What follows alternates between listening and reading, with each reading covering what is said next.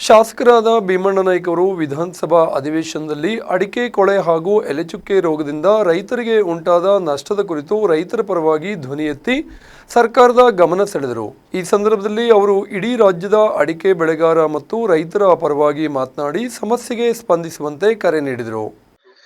ಅದರಲ್ಲೂ ಕೂಡ ನಮ್ಮ ಉತ್ತರ ಕನ್ನಡ ಜಿಲ್ಲೆ ಬಹಳ ಸಾಕಷ್ಟು ಮಳೆ ಆಗಿರುವಂತಹದ್ದು, ವಾಡಿಕೆ ಅಂತ ಮಳೆಗಿಂತ ಹೆಚ್ಚಿನ ಮಳೆ ಆಗಿ ಸುಮಾರು ಬರೀ ನನ್ನ ಸಿರ್ಸಿ ಸಿದ್ದಾಪುರದಲ್ಲೇ ಅಡಿಕೆಯನ್ನ ಬೆಳೀತಕ್ಕಂತ ಕ್ಷೇತ್ರ ಸುಮಾರು 16,500 ಹೆಕ್ಟೇರ್ ಆಗಿರುವಂತಹದ್ದು.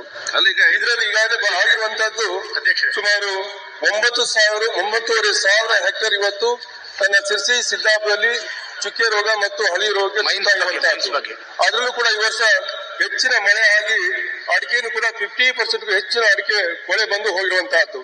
ಇಂತಹ ಸಂದರ್ಭದಲ್ಲಿ ಈ ಅಡಿಕೆ ಚುಕ್ಕೆ ರೋಗ ಮತ್ತು ಹಳಿ ರೋಗ ಏನಿದೆಯೋ ಇದು ಸಂಪೂರ್ಣವಾಗಿ ಸುಮಾರು 16,000 ಹೆಕ್ಟೇರ್ ಜಾಗದಲ್ಲಿ ಜಮೀನಲ್ಲಿ ಇವತ್ತೇನು 9,500 ಹೆಕ್ಟೇರ್ ಸಂಪೂರ್ಣವಾಗಿ ಇವತ್ತು ಆ ರೋಗಕ್ಕೆ ತುತ್ತಾಗಿರ್ತಕ್ಕಂಥ ಸಂದರ್ಭದಲ್ಲಿ ಇವತ್ತು ರೈತ ಸಾಕಷ್ಟು ಜಮೀನಿಯಾಗಿ ಸಾಲ ಮೂಲ ಮಾಡ್ಕೊಂಡು ಅವ್ರ ಜೀವನ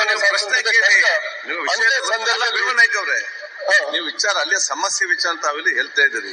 ಇಲ್ಲಿ ಮನೆ ಅಧ್ಯಕ್ಷರೇ ಸಾಧನೆಗೆ ಬಲ ಅವ್ರ ಗಮನಕ್ಕೂ ಕೂಡ ನಾನು ತಂದಿದ್ದೀನಿ ನಾನು.